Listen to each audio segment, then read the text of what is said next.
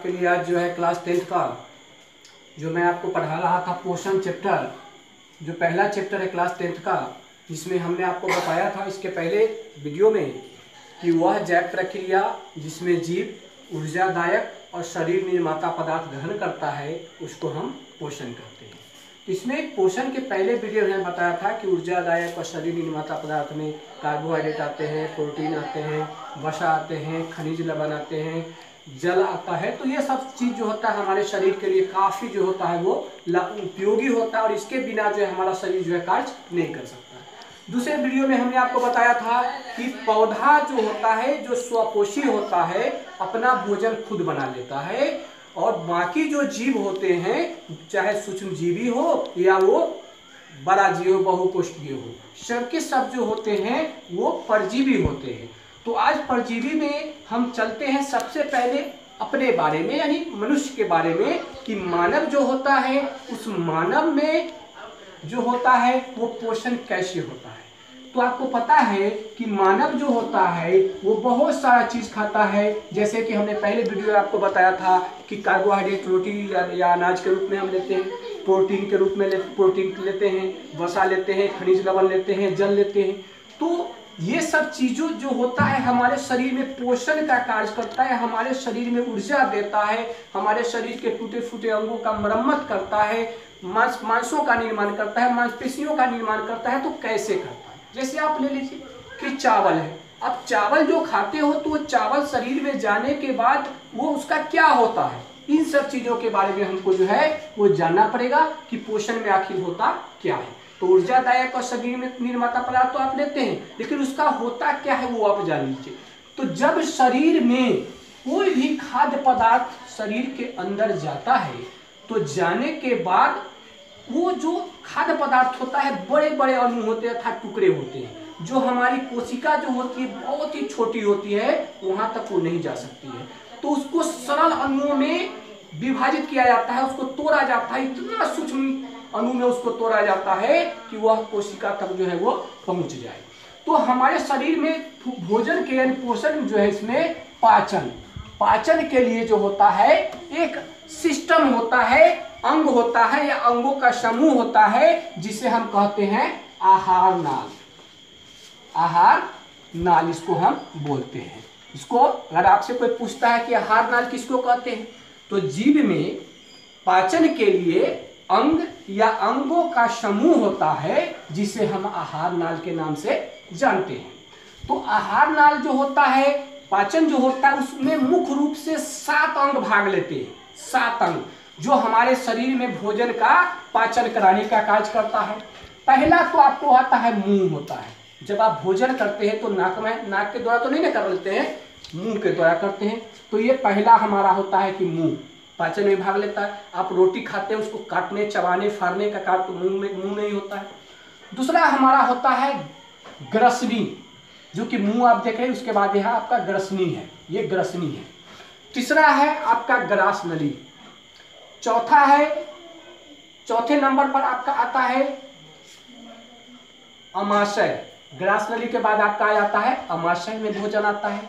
अमाशय के बाद फिर आपको जो भोजन होता है, अमाशय के बाद भोजन जाता है छोटी आंत में, लेकिन वहां पर उसकी मदद के लिए यकृत जो होता है जिसको आप लीवर कहते हैं ना, ये भी मदद करता है। पित्ताशय जो भी मदद करता है। फिर आपको जो है अग्नाशय जो होता है ये भी मदद करता है।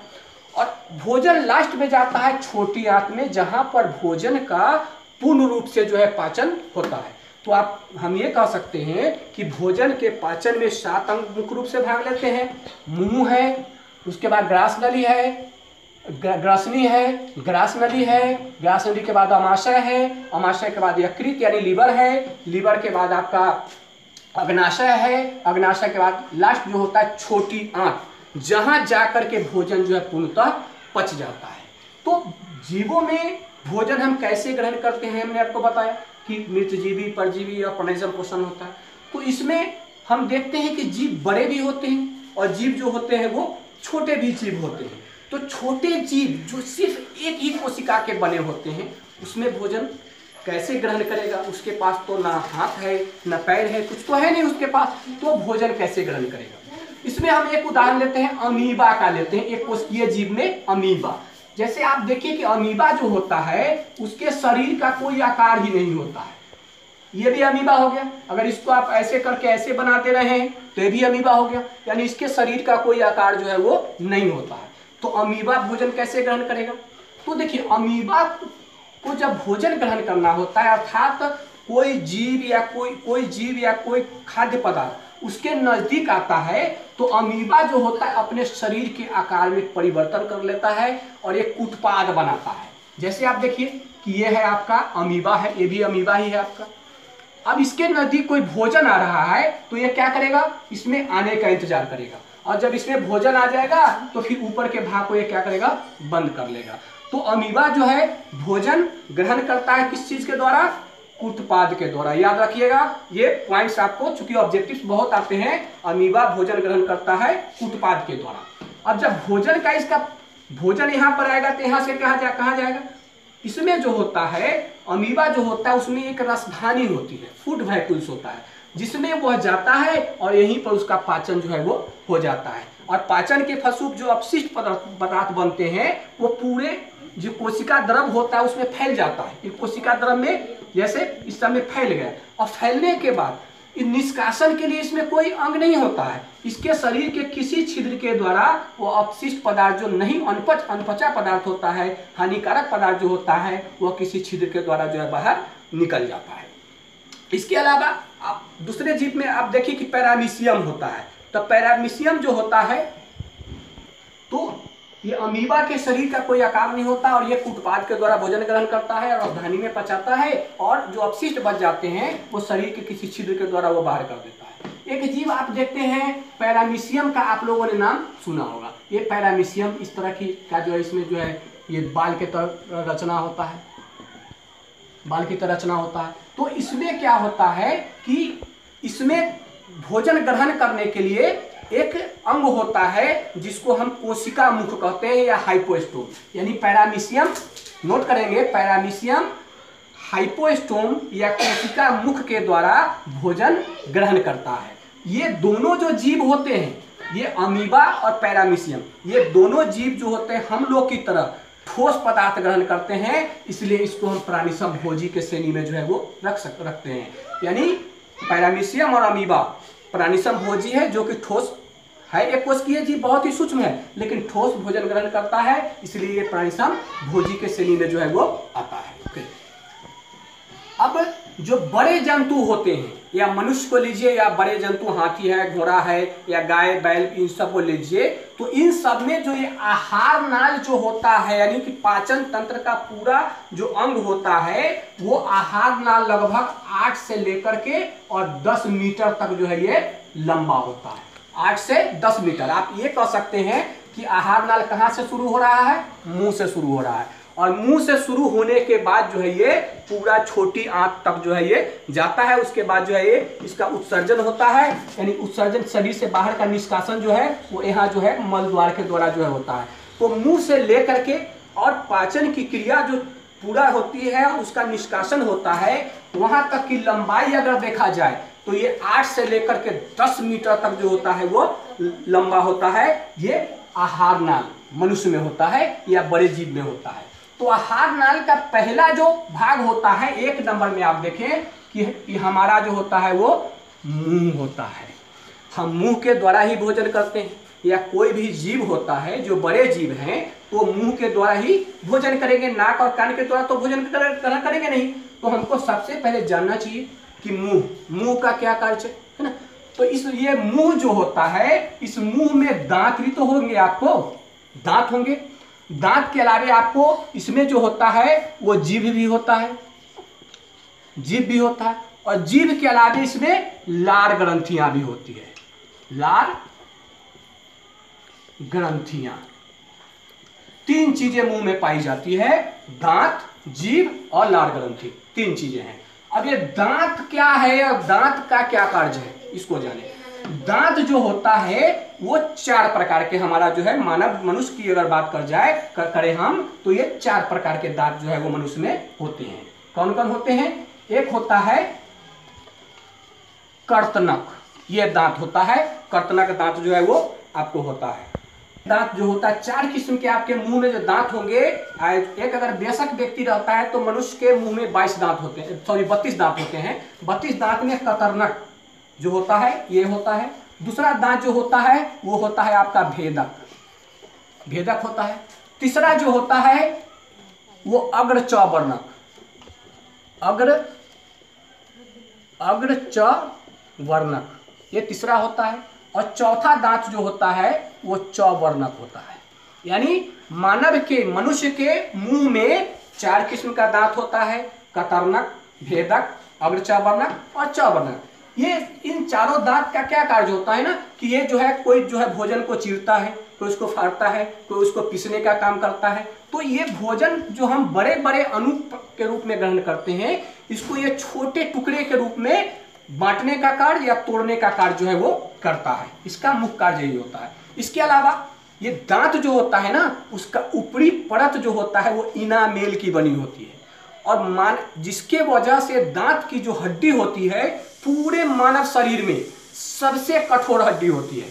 इसमें आप नोट कर लेंगे कि दांत की जो हड्डी होती है, दांत जो होती है उसका ऊपरी भाग जो होता है इनामेल का होता है, जिसके वजह से दांत की हड्डी जो होती है पूरे शरीर में जो है सबसे ज्यादा कठोर होती है। अब इसके बाद हम चलते हैं जीभ।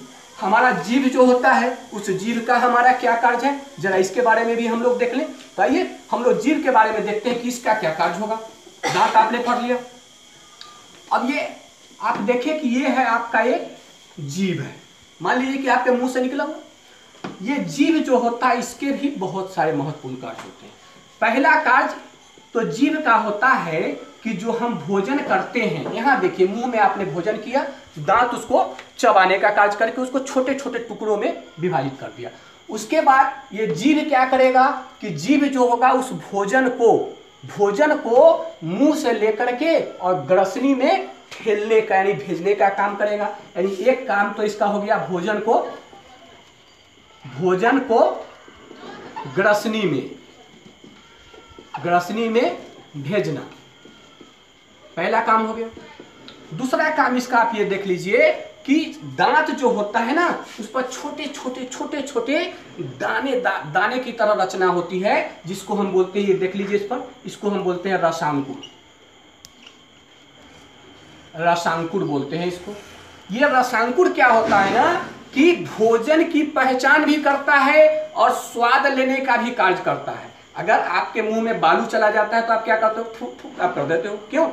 ये जीभ जो है ना भोजन की पहचान करता है, ये चीज खाने लायक है या नहीं है। अगर है तो इसका स्वाद कैसा है, खट्टा है, मीठा है, तीखा है, नमकीन है। तो ये 2 मुख्य रूप से कार्य होते हैं भोजन के, कि पहला जो होता है कि भोजन जो होता है उसको जो है ग्रासनी में ठेलने का एक काम है, दूसरा भोजन को पहचानने का कार्य है, और तीसरा कि भोजन का जो स्वाद होता है उस स्वाद को भी पहचानने का कार्य जो है हमारा ये जीभ जो होता है ना, ये टंग, ये जीभ ही जो है हमारा करता है। उसके बाद हमने इसमें मुंह जीभ नहीं दिखाया क्योंकि पिक्चर में दिखाना, सब कुछ दिखाना बहुत ही मुश्किल कार्य होता है। तीसरा है आपको मुंह में पाई जाने वाली लार ग्रंथियां। लार ग्रंथि इसका क्या कार्य है, बहुत ही महत्वपूर्ण कार्य, ये जान लीजिए। लार ग्रंथियां जो होती है हमारे शरीर में लार का स्राव करती है, जिसके वजह से हमारा भोजन जो होता है मुलायम हो जाता है और लुगदी के रूप में हो जाता है। कभी कभी आप देखे होंगे कि जब आप खाना खा रहे हैं तो खाना खाने के वक्त आपको एकाएक जो है भोजन अटकने लगता है। अब भोजन अटकने लगता है, इसको आप कहते हैं कि गरा लग गया। गरा देहाती भाषा में हम लोग क्या बोलते हैं कि गरा लग गया वो, और आपको लगता है कि बिल्कुल प्राण जो है वो निकल जाएगी। तो क्या होता है ना कि जब शरीर में जल की कमी हो जाती है तो हमारा लार जितनी मात्रा में निकलना चाहिए, उसका स्राव होना चाहिए ना, उतनी मात्रा में नहीं होता है। नतीजा क्या होता है कि भोजन कठोर रह जाता है, और कठोर रहने की वजह से हमारे गले में वो अटक जाता है, फंस जाता है, जिसकी वजह से हमें एकाएक जो होता है गले में बिल्कुल जो होता है कि भोजन जो है जिसको जम गया, और हमारा जो है हमें बेचैनी होने लगती है, छटपटाहट होने लगती है। ये कभी कभी जीभ व्यक्ति जो है मर भी सकता है। तो ये लार ग्रंथि है। अब जीभ जो होता है ना, उस जीभ में 3 जोड़ा लार ग्रंथि होता है। देखिए मैंने आपको यहाँ दिखाया है कि ये एक जोड़ा यहाँ पर लार ग्रंथि है, एक जोड़ा यहाँ पर लार ग्रंथि है और एक जोड़ा जो है ग्रास नली में इसमें लार ग्रंथि जो है वो रहता है। इस लार ग्रंथियों का नाम क्या है नोट करेंगे, पैरोटिड, सबमैंडिबुलर और सबलिंगुअल। यानी मानव के शरीर में 3 जोड़ा लार ग्रंथियां रहता है, 2 रहता है मुंह में और एक रहता है आपको ग्रास नली में। इसका नाम है पैरोटिड, सबमैंडिबुलर और सबलिंगुअल। ये लार जो होता है भोजन को मुलायम करने का कार्य करता है, साथ ही साथ लार जो होता है उस लार में एक एंजाइम रहता है, उस एंजाइम का नाम है एमाइलेज। जो आप भोजन करते हो ना, रोटी आप मकई का खाते हो या गेहूं का खाते हो या भात खाते हो या फिर चावल खाते हो, तो हमने आपको पहले वीडियो में बताया था कि उसमें कार्बोहाइड्रेट पाया जाता है। तो ये कार्बोहाइड्रेट जो होता है ना, ये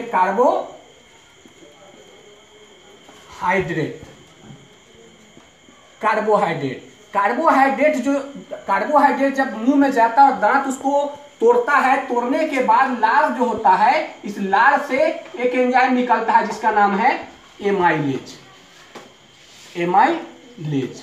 एमाइलेज एंजाइम निकलता है और ये कार्बोहाइड्रेट को पचा करके ना कुछ भाग पचाता है, पूरी तरह नहीं पचता है, बल्कि जब आप यहाँ मुंह से शुरू करेंगे तो पाचन की क्रिया मुंह से ही शुरू हो जाती है और मुंह के लार में एमाइलेज निकलता है और इसको पचा करके जो है वो स्टार्च में बदल देता है। यहाँ से पाचन की क्रिया शुरू हो जाती है। उसके बाद आपको क्या है कि जब भोजन यहाँ से एमाइलेज एंजाइम का स्टार्च में बदल गया, यहाँ से भोजन जो होता है वो ग्रसनी में आता है। ग्रसनी में आता है और ग्रसनी के बाद ये भोजन जो होता है, यहाँ पर ग्रसनी जो होता है वो 2 भागों में विभक्त हो जाता है। 2 भागों में विभक्त होता है। एक भाग जो होता है वो ग्रास नली होता है और दूसरा भाग जो होता है वो श्वास नली होता है। यानी अब भोजन करते हैं तो यहाँ से अगर एक ही नलिका रहेगा तो भोजन पेट में जाने के बजाय फेफड़े में चला जाएगा। तो यहाँ पर जो होता है ये एक ऑटोमेटिक ढक्कन लगी रहती है, जिस ढक्कन को हम बोलते हैं एपिग्लॉटिस बोलते हैं। जब यहाँ पर भोजन आता है तो वो ग्रास नली में जाता है, श्वास नली में नहीं जाता है। ग्रास नली में जब भोजन आ जाता है तो जो ही भोजन उसमें आता है वहाँ पर एक तरंग सी उत्पन्न होती है और तरंग उत्पन्न होने की वजह से ये ग्रास नली जो होता है फैलता है और सिकुड़ता है। इस क्रिया को हम बोलते हैं क्रमाकुंचन करते हैं। और ग्रास नली के बाद अब भोजन आप देख रहे हैं यहाँ पर आता है, यहाँ अवरोधी ढक्कन है। यहाँ पर जब भोजन आता है तो ये ढक्कन जो होता है वो खुल जाता है और भोजन जो है सीधे आपको जो है अमाशय में जो है वो पहुंच जाएगा। अब अमाशय में जब पहुंच जाता है तो अमाशय जो होता है उसके भी 3 भाग होते हैं। अमाशय को देखिए, अमाशय इसके 3 भाग होते हैं। एक होता है कार्डियक, दूसरा होता है फुंडिक और तीसरा होता है पाइरोलिक। ये 3 भाग अमाशय के होते हैं। यानी ये अमाशय जो आप देख रहे हैं इसके 3 भाग हो गए, कार्डियक हो गया, दूसरा फुंडिक हो गया और तीसरा भाग जो होता है वो पाइरोलिक होता है। इसके बाद ये अमाशय जो होती है ना, इस अमाशय में भी 3 प्रकार की कोशिका भी होती है। अमाशय के 3 भाग, कार्डियक, फुंडिक, पाइरोलिक। और अमाशय जो होता है इसमें कोशिका, अमाशय में कोशिका को अगर देखें हम, कोशिका को अगर हम देखते हैं तो यहाँ 3 प्रकार की कोशिकाएं जो है हमारे अमाशय में पाई जाती है। एक होता है सलेस्मा कोशिका, समझे। दूसरा है आपको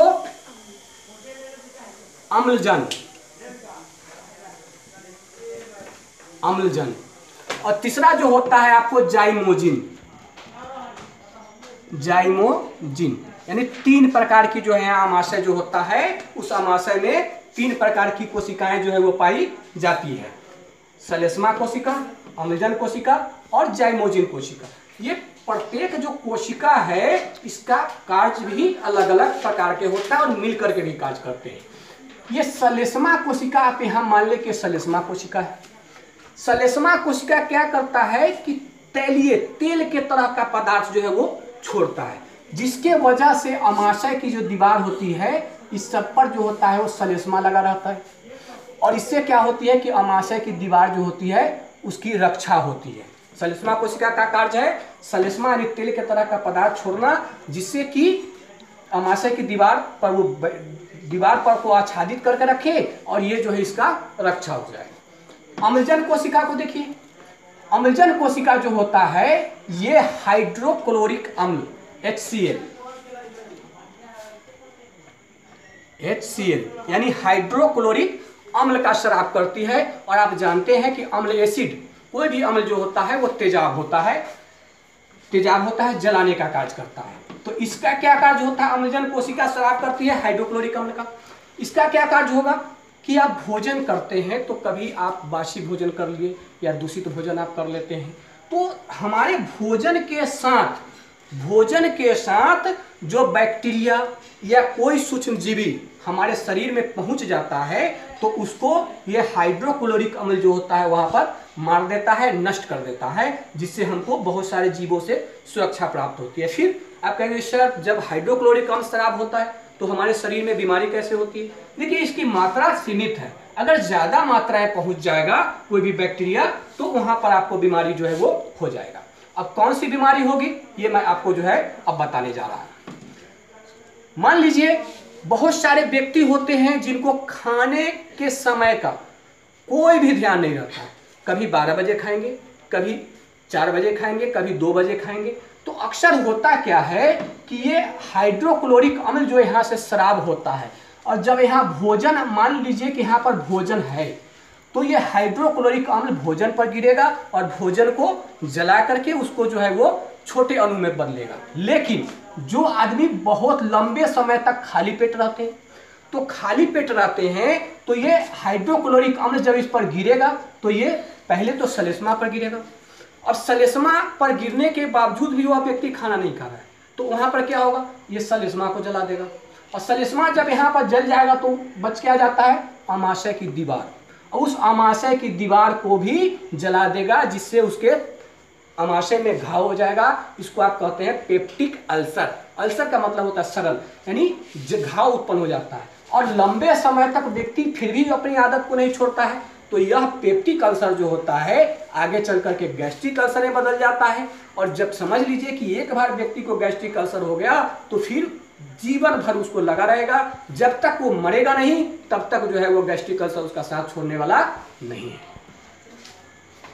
तो यहाँ पर क्या है कि अमाशय में जो अम्लजन कोशिका होता है वो हाइड्रोक्लोरिक अम्ल का स्राव करता है, जो बैक्टीरिया को मारने का कार्य करता है और भोजन को विखंडित करने का कार्य करता है। जो सलेस्मा कोशिका होता है वो इसके सारे दीवार को आच्छादित करता है, जिससे कि अमाशय की रक्षा हो।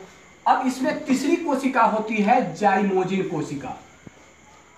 जाइमोजिन, ये जाइमोजिन कोशिका क्या होती है ना कि जाइमोजिन कोशिका जो होती है एक पेप्सिनोजेन नामक निष्क्रिय पदार्थ को छोड़ती है।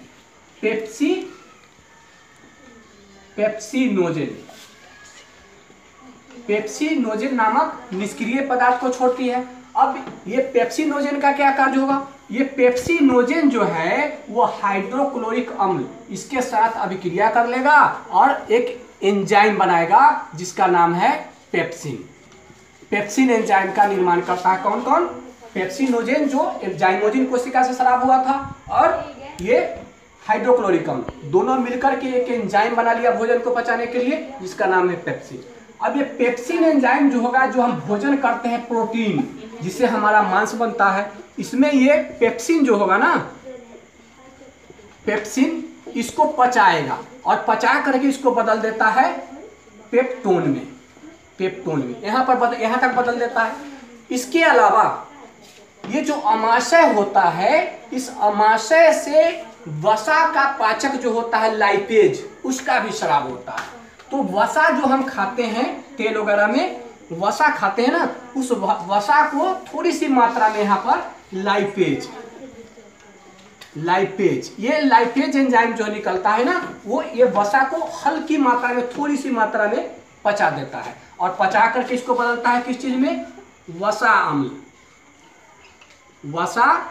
अम्ल और ग्लिसरॉल।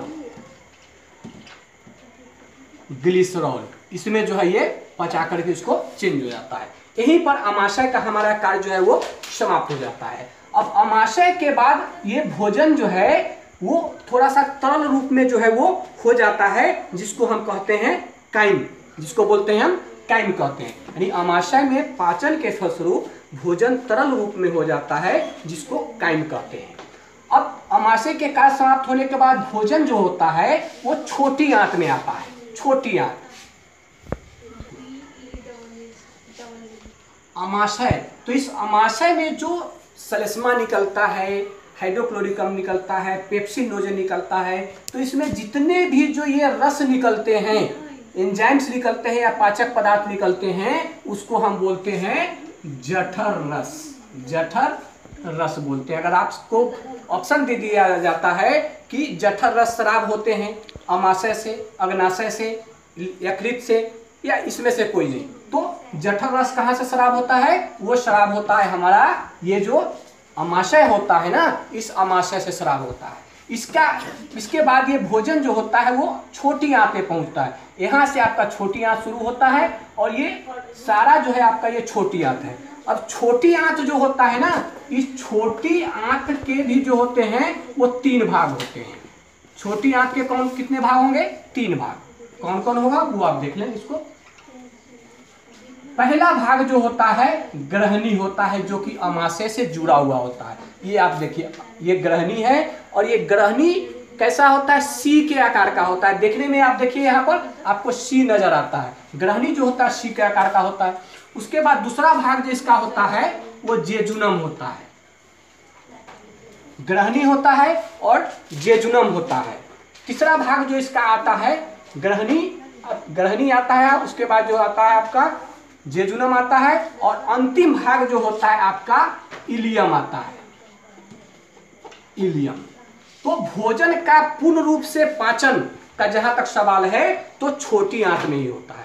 तो छोटी आंत में के 3 भाग हो गए, ग्रहणी, जेजुनम और इलियम।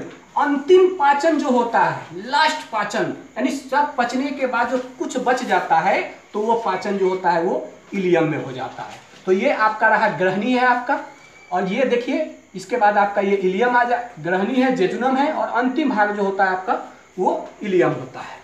ग्रहणी जो होता है, ग्रहणी में आपको ग्रहणी जो होता है उससे एक नली निकली रहती है, द्विशाखित नली निकली रहती है। यहाँ देखिए ये ग्रहणी है, ग्रहणी से एक नली निकली हुई है, और ये नली जो होता है ना आगे जाकर के यकृत का जो पित्ताशय होता है, जिसमें पित्त जमा होता है, यानी लीवर में जो पित्त जमा होता है उसमें जाकर के जो है वो मिल जाता है। ये यकृत है, और यकृत का जो होता है, यकृत जुड़ा हुआ रहता है किससे? ये ग्रहणी से जुड़ा रहता है। यहाँ पर यकृत जो होता है ना लीवर, उस लीवर का भी बहुत ही महत्वपूर्ण कार्य होता है। क्या होता है? पहली बात तो जान लीजिए, नोट कर ले इसको, कि मानव शरीर की सबसे बड़ी ग्रंथि कौन सी है?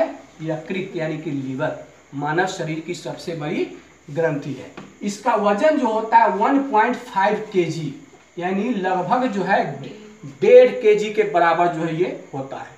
इसका यकृत का काम क्या होता है? यकृत जो होता है वो पीत का स्राव करता है। पीत जो होता है हरा गाढ़ा रंग का जो है वो पदार्थ होता है, और ये पीत क्षारीय पदार्थ होता है। इसको नोट कर लेंगे आप कि पीत क्या होता है? क्षारीय पदार्थ होता है। तो ये पीत का स्राव करता है। अब ये पीत जो होता है यहाँ से लीवर से, यकृत से, यह जाता है कहाँ? ग्रहणी में। ग्रहणी में जो हम भोजन करते हैं, भोजन में जो अम्लीयता रहती है उसको ये पीत जो होता है क्या करता है? नष्ट कर देता है। अगर वो अम्लीयता रहेगा तो हमारे आंत की जो दीवारें हैं उस दीवार को वो नष्ट कर देगा, उसको जो है वो जला देगा। तो उसकी क्षारीय जो होता है, अम्लीयता जो होता है और क्षारीय जो होता है, दोनों अभिक्रिया करते हैं और वो उदासीन हो जाता है। इसके अलावा यकृत जो होता है, इसका पीत जो होता है, जो भोजन होता है उसका जो है पैसीकरण भी जो है उसका करता है। तो ये है आपका यकृत का कार्य। पहला कार्य कि पीत जो होता है वो भोजन की अम्लीयता को नष्ट कर देता है। दूसरा कि ये जो होता है क्षारीय, ये जो होता है वो भोजन को पैसीकृत करता है, भोजन की अम्लीयता नष्ट हो जाती है। उसके बाद दूसरी ओर से आप देख रहे हैं कि अग्नाशय ग्रंथि है। अग्नाशय ग्रंथि के द्वारा भी जो है वो 3 किस्म का हार्मोन जो है वो निकलता है। तो ये यहाँ से अमाशय के बाद जो ये छोटी आंत शुरू होती है, ये छोटी आंत जो होती है वो 6 मीटर जो होती है ये लंबी होती है। अब ये 6 मीटर लंबी होती है तो क्या सभी में 6 मीटर लंबी होगी? नहीं। ये जो शाकाहारी जीव होता है ना, उस शाकाहारी जीव में ये छोटी आंत की लंबाई जो होगी वो अधिक होगी। इसको नोट भी करेंगे कि शाकाहारी जीव में छोटी आंत की लंबाई अधिक होगी। क्यों? क्योंकि जो हम शाकाहारी चीजें जो खाते हैं उसमें सेल्यूलोस नाम का एक पदार्थ होता है। वो सेल्यूलोस जो होता है उसको पचाना काफी कठिन होता है, जिसके वजह से शाकाहारी जीव जो होते हैं ना, उस शाकाहारी जीव में छोटी आंत की लंबाई जो होगी वो ज्यादा होगी। किसके? मांसाहारी जीव जो होगा उससे ज्यादा जो है आपको लंबी होगी शाकाहारी जीव की। उसके बाद यहाँ पर हमने आपको बताया कि ग्रहणी से एक नली निकलती है जो कि यकृत को और अग्नाशय को जोड़ने का कार्य जो है वो करती है। अग्नाशय से एंजाइम निकलता है। इसके बाद जब भोजन जो होता है क्षारीय हो जाता है और अम्लशीकृत हो जाता है, तो भोजन जो है उसके बाद आपको प्रवेश करता है जेजुनम में। उसके बाद आपको आता है भोजन जेजुनम में आता है। जेजुनम में यहाँ पर आपको जो है वो पित्ताशय से जो होता है वो 3-4 किस्म का एंजाइम निकलता है। कौन कौन सा निकलता है? एक होता है ट्रिप्सिन,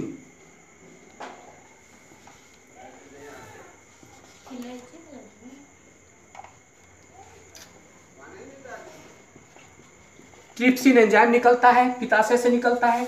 इसके अलावा जो होता है पित्ताशय से जो होता है आपको एमाइलेज निकलता है। एमाइलेस एंजाइम भी निकलता है। एमाइलेस याद रखें आप कि एमाइलेस एंजाइम जो था वो आपको पहले भी जो है वो मुंह में निकला था, जहां पर वो भोजन का थोड़ा सा कार्बोहाइड्रेट का पाचन किया था। उसके बाद ये आपको लाइपेस निकलता है, लाइपेस एंजाइम निकलता है। और लाइपेस के अलावा जो होता है इसमें जो होता है न्यूक्लियस, ये 4 एंजाइम जो है वो निकलते हैं। और आपको पता है कि एमाइलेज जो होगा वो स्टार्च को पचाएगा, लाइपेज जो होगा वो वसा को पचाएगा, न्यूक्लियस जो होगा वो न्यूक्लिक एसिड को पचा करके और न्यूक्लियोटाइड्स में जो है तब्दील कर देगा।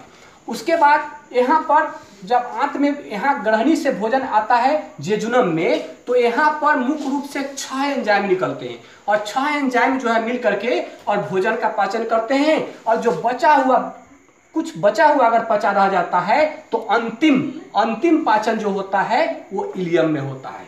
इसके बाद जो भोजन आप यहाँ देखें, इलियम के बाद जो अनपचा भोजन रह जाता है, जो अपशिष्ट पदार्थ रहता है, मल रह जाता है, वो आता है आपको कहाँ? बड़ी आंत में। और बड़ी आंत का जो ये भाग होता है, ये बड़ी आंत के 2 भाग होते हैं। एक आपका होता है रेक्टम होता है और एक और भाग होता है। अगर इसके आकार के आधार पर देख लेते हैं तो ये जो आपका इधर का भाग जो होता है वो आरोही होता है, ये अनुप्रस्थ होता है, ये अवरोही होता है और ये सिग्मा होता है। भोजन अनपचा भोजन इस रास्ते से आकर के और फिर जो है यहाँ मल द्वार के द्वारा शरीर से बाहर जो है वो निकल जाता है। आपके परीक्षा में अक्सर पूछता है कि अमाशय में भोजन का पाचन, या फिर आपको पूछ देता है कि छोटी आंतें भोजन का पाचन कैसे होता है, जो कि लंबे प्रश्न होते हैं। तो मैं उसको आपको बताने जा रहा हूं कि मुंह में बारी बारी से सभी चीजों में मैं आपको भोजन का पाचन जो है बताने जा रहा हूं। तो भोजन का पाचन जो होता है वो मुख्य रूप से 3 तरह के एंजाइम के द्वारा होता है, जिसमें आपको मुंह है तो आप इसको शब्द में, मैंने इसको लिख दिया, बाकी को भी आप शब्द में लिखने का प्रयास करेंगे कि मुंह में एमाइलेस एंजाइम निकलता है जो कार्बोहाइड्रेट को पचाकर स्टार्च में बदल देता है। ये एक पॉइंट आपका हो गया।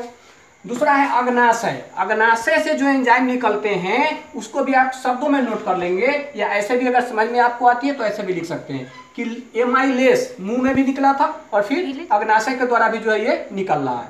तो एमाइलेस एंजाइम जो होता है फिर स्टार्च को, यहाँ स्टार्च से बदला था, यहाँ स्टार्च और ग्लाइकोजन जो होता है उसको पचा करके और माल्टोस में बदल देता है। दूसरा जो इसमें एंजाइम निकलता है अग्नाशय से वो होता है लाइपेस। लाइपेस आपको जो है यहाँ पर ये अमाशय में भी निकला था और वसा को पचाने वाला एंजाइम है, तो वसा को लाइपेस पचा करके वसा अम्ल और ग्लिसरॉल में बदल देता है। शब्द में आप नोट करते जाए या समझते जाए। तीसरा एंजाइम आपको निकलता है न्यूक्लियस। तो न्यूक्लियस एंजाइम जो होता है वो भोजन में जो न्यूक्लिक एसिड रहता है उसको पचा करके और न्यूक्लियोटाइड्स में जो है बदल देता है। इसके बाद आंत में, छोटी आंत में भोजन का पाचन जो है वो वहां पर 5-6 एंजाइम के, तो 6 एंजाइम के द्वारा जो मुख्य रूप से होता है। मैं उसको भी आपको लिखा दे रहा हूं कि छोटी आंत में भोजन का पाचन एंजाइम के द्वारा कैसे होगा। छोटी आंत, तो पहला पाचन जो था मुंह में लाइपेस एंजाइम के द्वारा, एमाइलेस एंजाइम के द्वारा हुआ था, जहां कार्बोहाइड्रेट पचा था। उसके बाद दूसरा पाचन जो है ग्रहणी में, यहाँ पर अग्नाशय के द्वारा जो एंजाइम निकला था उसका पाचन हुआ था। और अंतिम रूप से पाचन की क्रिया संपन्न होती है छोटी आंत में, जहां पर जो है वो ये 6 एंजाइम मुख्य रूप से निकलते हैं जो भोजन का पूर्णतः पाचन कर देते हैं। जैसे आपको देखिए कि एक एंजाइम निकलता है पेप्टाइडेस। पेप्टाइडेस एंजाइम जो होता है, चाहे तो शब्द में नोट करें चाहे तो आप ऐसे नोट करें। पेप्टाइडेस एंजाइम जो होता है वो पेप्टोन, आपने देखा था कि यहाँ पर पेप्सिन जो था वो प्रोटीन को पेप्टोन में बदल दिया था, तो पेप्टाइडेस जो होता है पेप्टोन को बदल देता है एमिनो अम्ल में, और एमिनो अम्ल से ही जो होता है वो मांस का निर्माण होता है। दूसरा एंजाइम निकलता है वसा। तो वसा आपको कई जगह निकला था, आपको यहाँ पर जो था अमाशय में भी निकला था, आपको अग्नाशय में भी निकला था, और प्लस जो है छोटी आंत में निकलता है। वसा का पाचन जो होता है थोड़ा मुश्किल होता है, इसलिए इसका पाचन जो होता है 3 जगह पर हो रहा है। लाइपेस एंजाइम जो है वसा अम्ल और ग्लिसरॉल में बदल देता है। फाइनली अंत में ये इन्वर्टेस जो होता है वो सुक्रोज को पचाकर के ग्लूकोज और फ्रक्टोज में बदल देता है। माल्टोज जो होता है वो माल्टेस को पचाकर ग्लूकोज और ग्लूकोज में बदल देता है। लैक्टेज जो होता है वो लैक्टोज को पचाकर ग्लूकोज और गैलेक्टोज में बदलता है। और न्यूक्लिक एसिड जो होता है, न्यूक्लियस जो होता है वो न्यूक्लिक एसिड जो होता है उसको न्यूक्लियोटाइड से बदल देता है। और इस प्रकार से जो होता है पाचन की क्रिया संपन्न हो जाती है। और पाचन की क्रिया जो संपन्न होती है यहाँ पर इलियम में, तो यहाँ से जो अपशिष्ट पदार्थ बच जाते हैं, अवशेष बच जाते हैं मल के रूप में, वह इस बड़ी आंत के द्वारा जो है यहाँ पर आते हैं, जहाँ पर आपका होता है मलाशय, उसमें जमा होते रहते हैं। और जब मलाशय में वो अधिक मात्रा में हो जाते हैं तो फिर मलाशय जो होता है उसके द्वारा, उससे जो होता है एक नली निकला रहता है जिसके द्वारा जो है वो शरीर से बाहर निकल जाता है। तो आप आज आपने पढ़ा कि जीवों में मुख्य रूप से मनुष्य में पाचन की क्रिया कैसे होती है, पोषण कैसे होता है। तो जीव जो मनुष्य जो होता है वो प्राणिसमभोजी है, ठोस आहार ग्रहण करता है। पहला पाचन मुंह में एमाइलेस एंजाइम जो लार में रहता है उसके द्वारा होता है। उसके बाद भोजन का दूसरा पाचन जो होता है वो आकर के अमाशय में होता है, जहां पर आपको जो है हाइड्रोक्लोरिक अम्ल और पेप्सिनोजेन मिलकर के और पेप्सिन एंजाइम बनाता है, जिससे वो प्रोटीन को पचाकर पेप्टोन में बदलता है। प्लस कुछ लाइपेस एंजाइम निकलते हैं जो वसा को पचा करके वसा अम्ल ग्लिसरॉल में बदलते हैं। उसके बाद ग्रहणी में यहाँ पर जो है आपको जो है अग्नाशय जो है उससे जो होता है इसको 3-4 किस्म का एंजाइम में निकलता है जिससे वहाँ पर पाचन होता है। उसके बाद आपको यहाँ पर जो जेजुनम होता है उस जेजुनम में 6 किस्म के एंजाइम निकलते हैं जो हमने आपको बताया, peptidase, lipase, invertase, maltose, lactase, nucleus, ये सब एंजाइम निकल करके पाचन कराता है। इस प्रकार से मनुष्य में जो है पाचन की क्रिया संपन्न होती है। तो मैं उम्मीद करता हूँ कि आज का वीडियो आप लोगों को अच्छा लगा होगा। लेकिन सबसे बड़ी चीज़ है कि आप अगर इस पिक्चर को एक बार आप बना लेते हैं, और बायोलॉजी जो है वो साइंस का जो है वो पिक्चर का चीज़ है, अगर आप बना करके इसका नामांकन कर लेते हैं तो हमें उम्मीद है कि आपको सारी चीज़ें जैसे मैं पढ़ा रहा हूँ उस तरह से आप लोगों को भी याद हो जाएगा। तो इसी के साथ मैं आज का वीडियो यहीं पर समाप्त करता हूँ। जय हिंद, जय भारत।